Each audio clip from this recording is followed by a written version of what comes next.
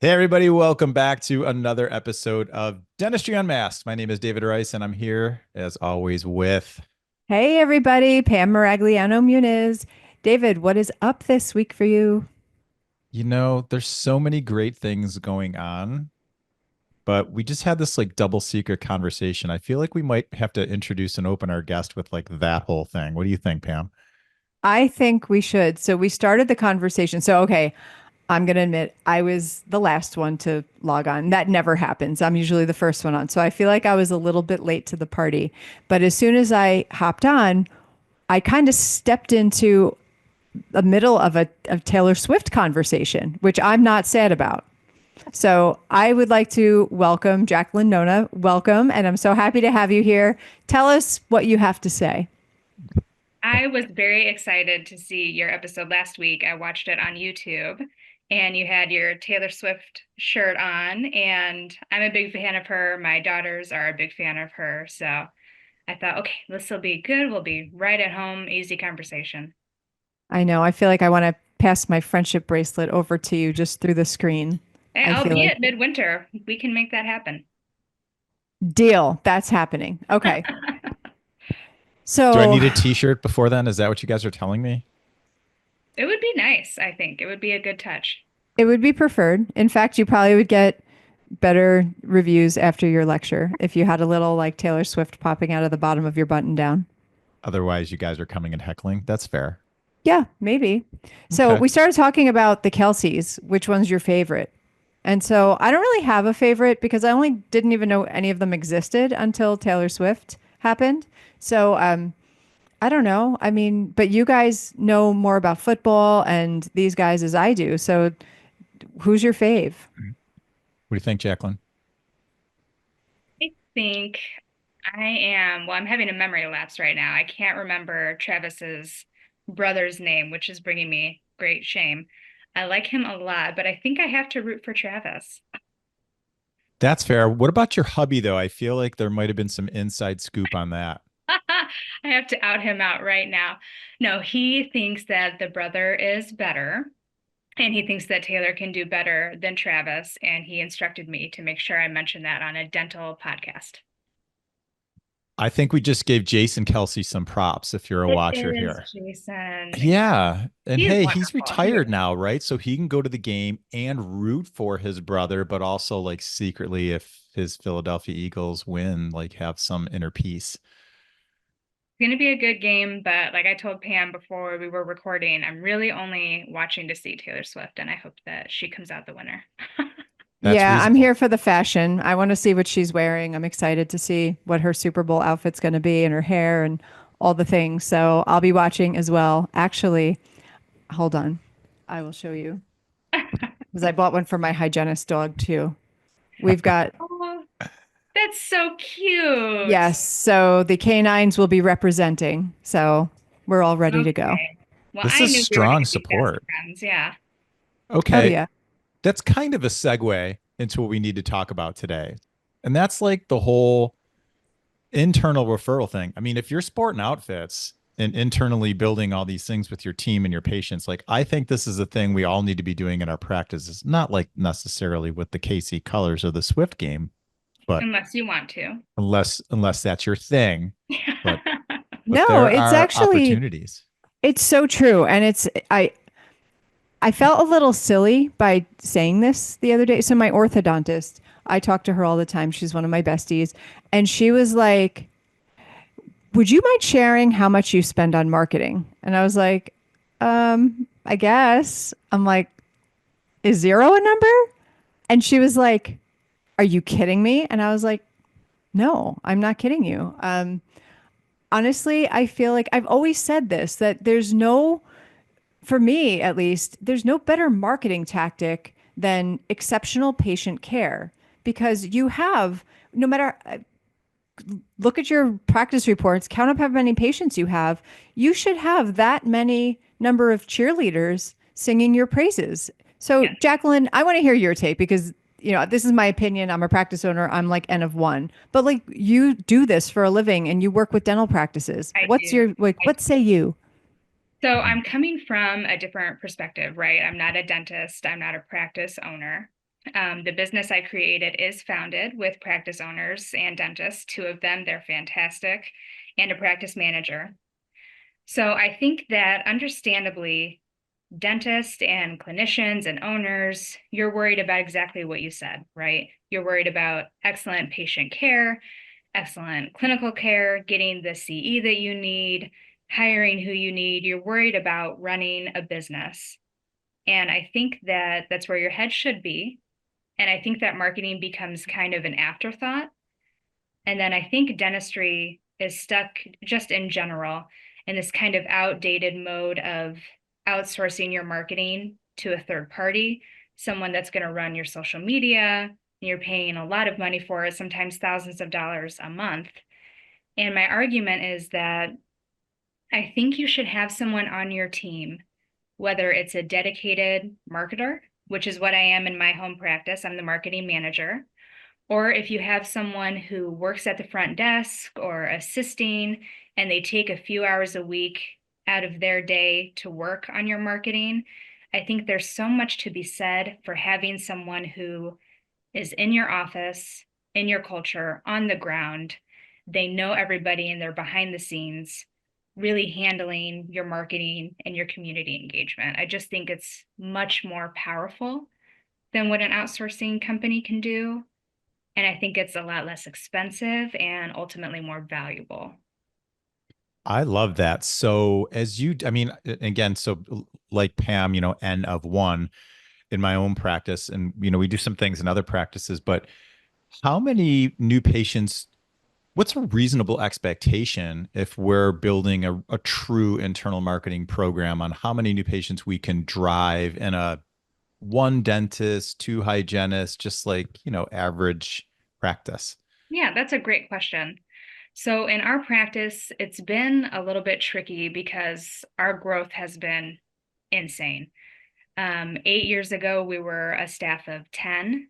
Now we're nearing closer to a staff of 30. We've gone from one doctor to three doctors. We just keep expanding. And so the numbers are kind of tricky because we've acquired different practices in that time. But I want to say we were averaging about 30 new patients a month. And then last year, we were up to 450 new patients in the year, which is like, I don't know, about 45 a month. So you're talking almost a 50% increase. And then the part two of that I think is important is that if your new patients are finding you, let's say they find you on social media. We had a patient who lived near Chicago. We're in Michigan City, Indiana.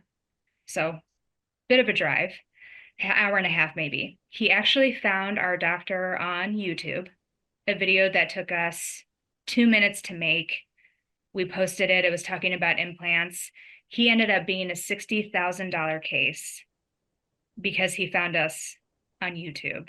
So I think these patients see us on social media and then they come in with kind of this inherent trust. They feel like they know our doctors. They feel like they know our employees. They feel like they already know what procedures we offer. It's not like they're walking eyes closed into a brand new office. This is trite to say, but it's kind of like they're coming home. They already know everybody and they already have that comfortable feeling. So not only are you getting new patients, but you're retaining them. They already know what you offer. This is so interesting. And I think that the only way that this is going to be successful is by sharing authenticity, right? Because if you are outsourcing this and somebody's just posting like a photo without getting to know Right. what you're about and the types of patients that you see and what you care about and what you sound like and all and what your office looks like, I think that you would be, like you said, spending lots of money into marketing, but not seeing a return like that. A return like you just described that's unprecedented. I think many practices would be, to say the word thrilled would be an understatement. Yes. And that was one case. So I see it all the time with different practices in our region. And you've seen it too. You see the cartoon tooth with bunny ears for an Easter post. You see the generic, the woman's biting into an apple. And you can outsource your marketing But what you're going to end up with is kind of a carbon copy of every other dental office that's using that service, right? So you're not going to stand out. They're not pictures of your people or your doctors. I make it a point in our practice to do one video with our doctors every week that we post, and they are not all related to dentistry. Some of them are. What's your favorite procedure? What is the best dental advice you've ever been given? Some of them are, what's your favorite local restaurant? And that drives so many new patients to us because they're really getting to know us through our social media, and they want to go somewhere that feels like they're not going to be a chart number, like they're going to be a person and they're going to be taken care of. What channels do you focus on? So you mentioned YouTube, but where do you recommend people invest their most time? Because this takes time to do on the flip side, right? This is an investment in time and energy on at least one, if not multiple team members' parts. It is, but I think it's content that can be used in a lot of different places. So one of the things we just saw is TikTok got taken away and given back, right? It went black. Is it ever going to come back again? Now we have it for 60 days. Is it going to go away again? So I wouldn't invest all of your marketing endeavors into one platform. I think that's a mistake. But I can take one video of my doctor at a vertical angle to be displayed on mobile. I can post that on YouTube. I can post that on Facebook. I can post that on Instagram. I can post that on TikTok. And one video that took me start to finish to shoot and to edit and to caption an hour of my time can live on those 4 platforms and reach, like, I live in a town of 30,000 people, and we're reaching most of those people and communities outside us all the way to Chicago off of a video that took 60 minutes. So I don't know that it's a question of making more content necessarily. I think if you are aware of what you're doing, one post can live on all these different platforms, and it's going to be really successful.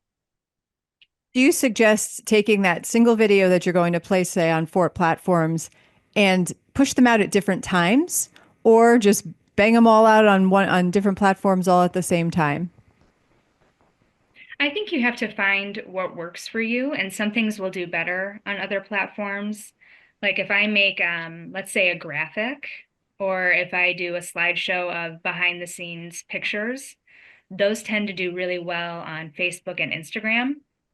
Those don't do very well on TikTok. They're not going to work on YouTube. YouTube wants videos.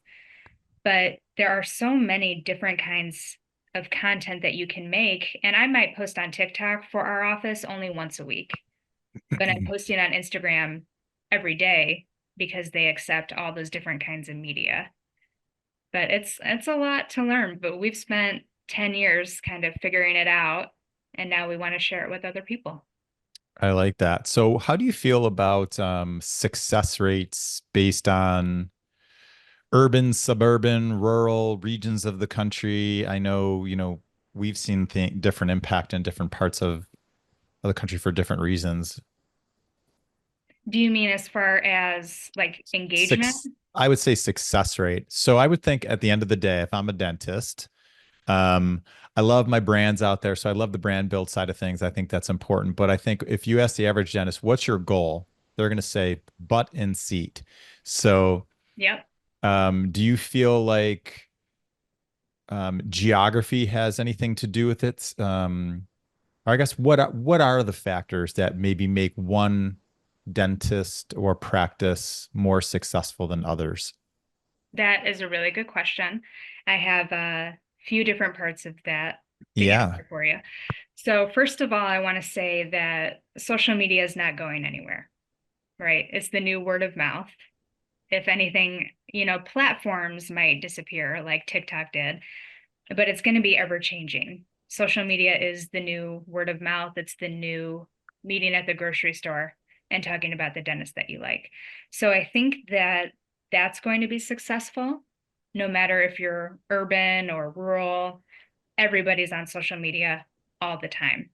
and you can gauge your post to be displayed within a certain radius, within 10 miles of your office, within 15.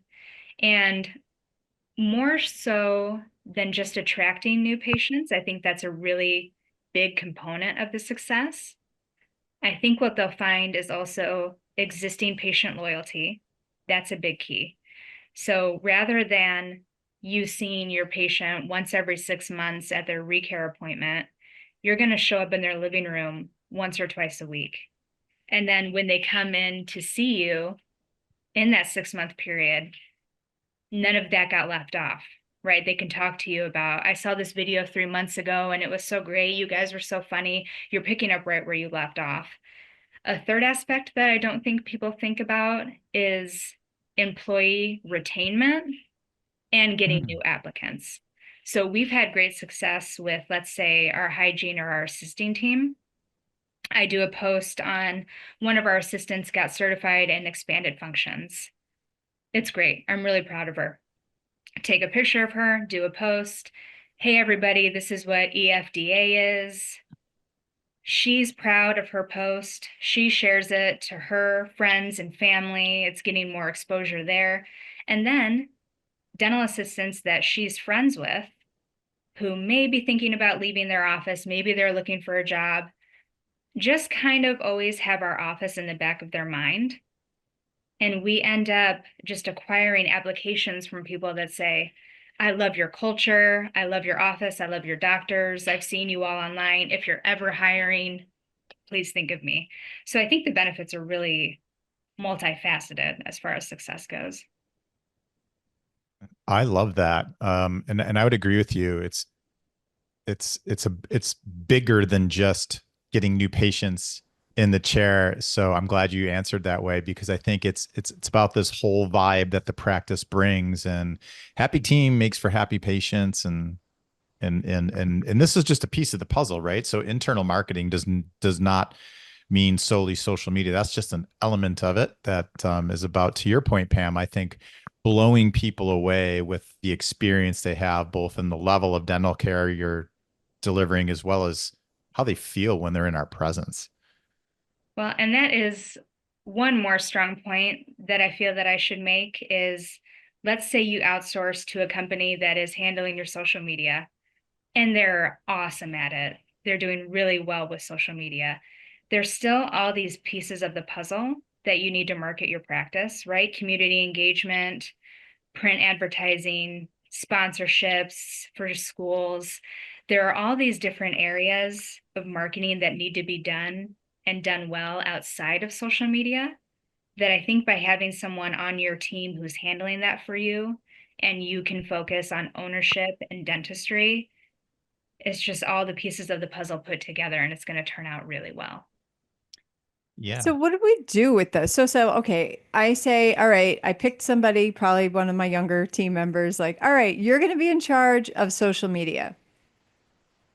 It's not enough to just kind of hand them a phone and be like, okay, here's the login, go post things, right? They need to have training, and they need to figure out what is catchy and what's interesting and what is going to grab people, and also share the right message. Because if this is, representing your dental practice, you're being very patient facing, you're going to have a different vibe than if you have a page that's geared towards dental professionals or something else. And so how do they get this training, and how do they get onboarded to be able to do that? Kind of picking them and going with it is not generally enough. No, it's not. So that was kind of the genesis of our whole business, is we spent the last decade doing this in-house in our practice. And then it got to a point where we were looking around and it was like, why aren't other offices doing this? Or where are the resources for this? So that was the idea for our whole company. It's an educational platform. You sign up, you pay a monthly membership. The first 30 days are free for you to try it out. And then there's courses running the gamut, right? How do I do LinkedIn, Facebook, YouTube, Instagram? And also, how do I get involved with my community? How do I brand? How do I pick the colors for my practice or the logo? And then you have to understand too, even if your marketing is excellent, it doesn't mean anything if the new patient or existing patient calls in and your administrative team drops the ball. So there's also courses on how do I make sure my whole office staff is on the same page and what this prospective patient is seeing on my website carries through to my Google reviews, carries through to my social media, carries through to the phone call with my front desk, to my hygienist, to my assistant, to treatment acceptance. So it's all a chain. And we have 15 courses right now. I just finished 16 and 17, which will be up soon.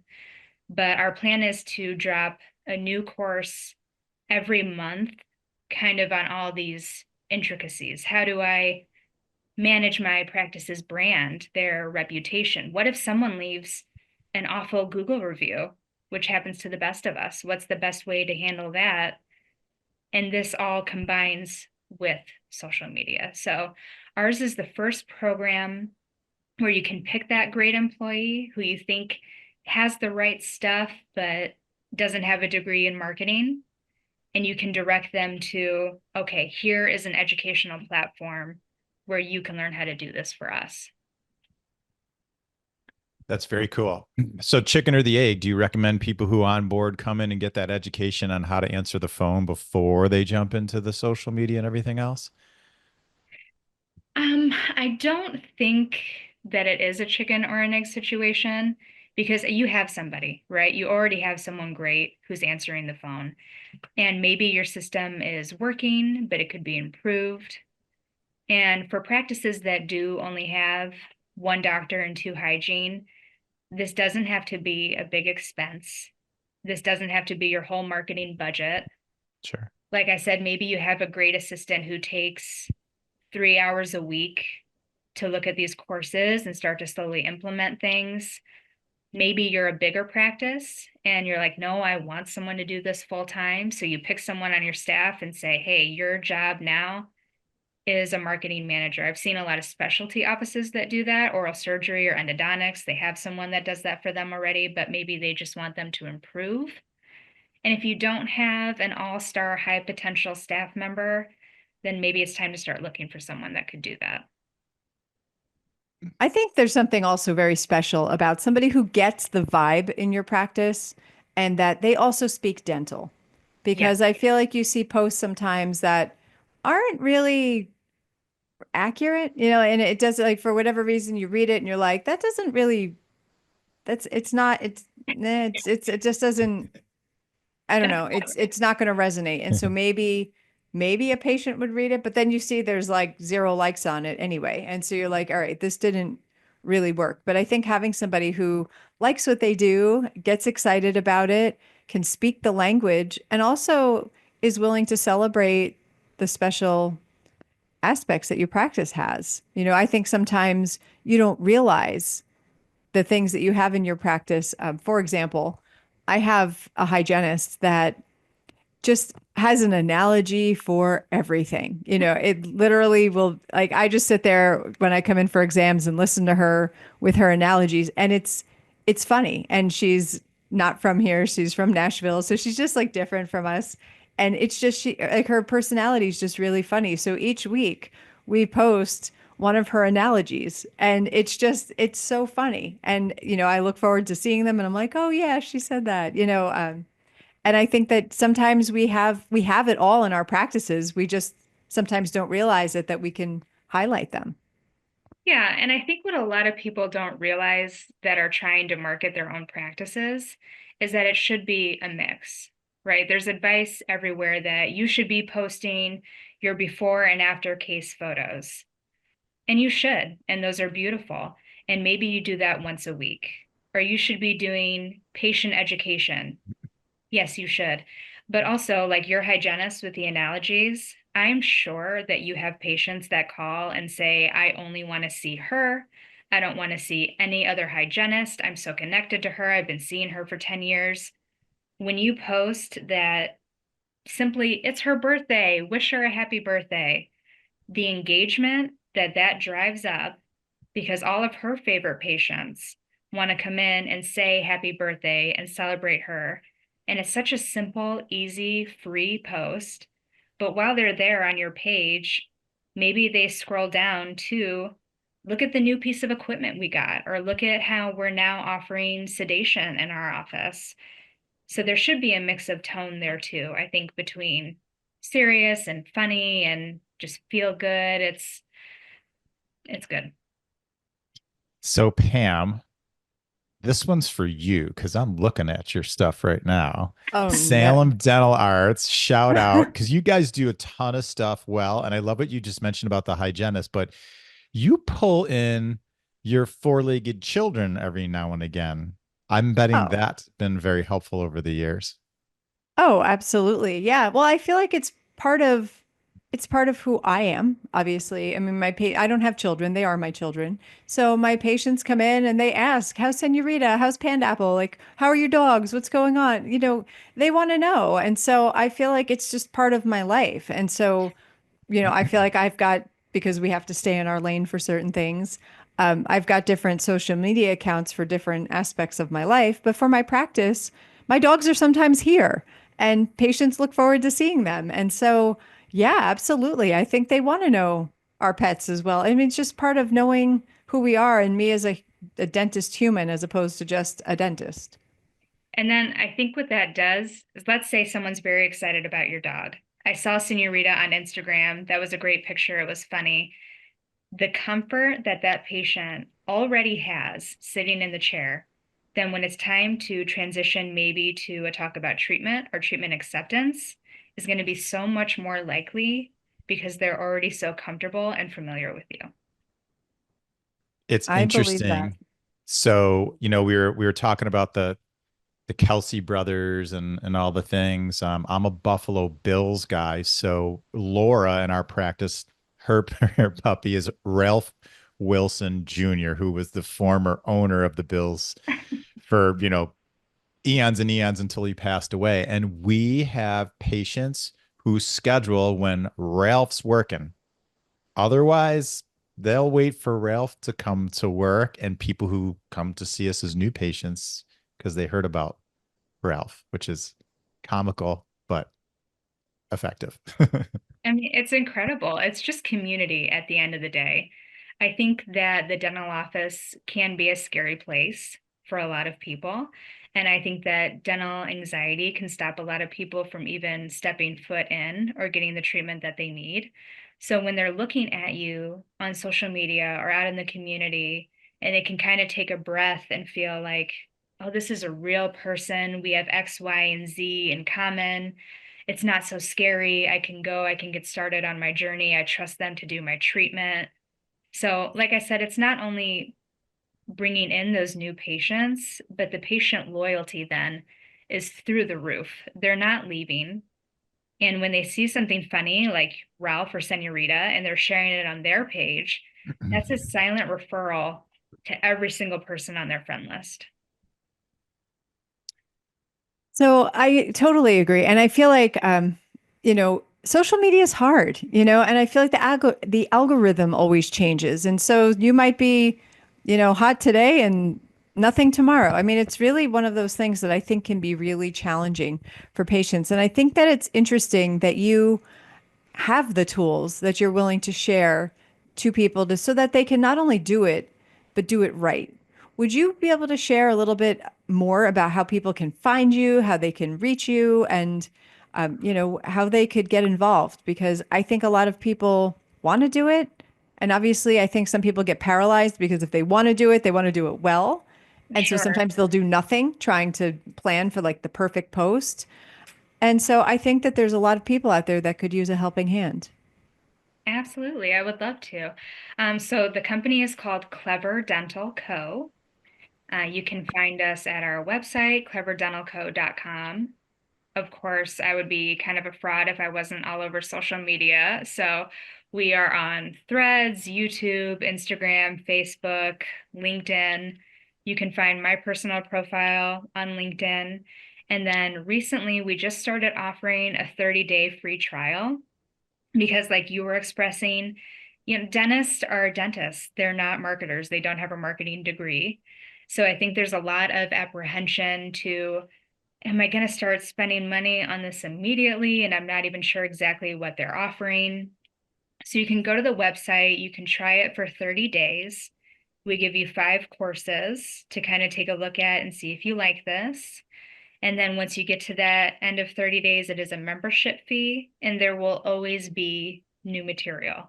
So all of the material now is focused on internal marketing, but there's also material incoming about practice management, about how to train your front desk so that when the marketing works, you're not dropping the ball.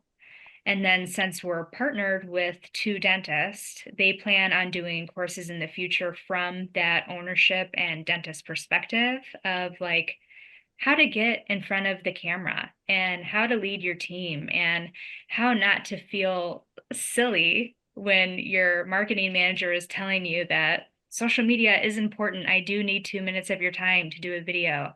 So it's going to be a lot of good information and new courses that will drop monthly. Excellent. That's good stuff.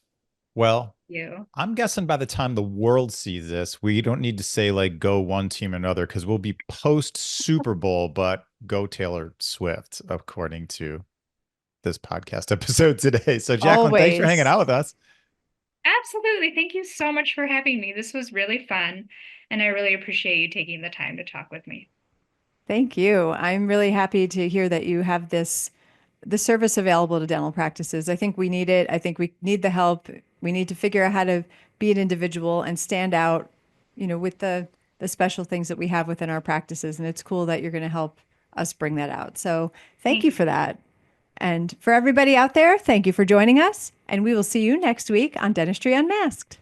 Thank you. Thank you, everyone, for watching or listening to the show this week. And thanks to our guests and sponsors on this episode. Please check out our social media at Dr. Pamela_Maragliano and at Dental Economics Official. Or you can check me out at igniteDDS or at Dr. David Rice. And go to dentaleconomics.com to receive dental economics. You can choose to receive DE in print or digitally, and you can also get the details of our Principles of Practice Management conference on our website.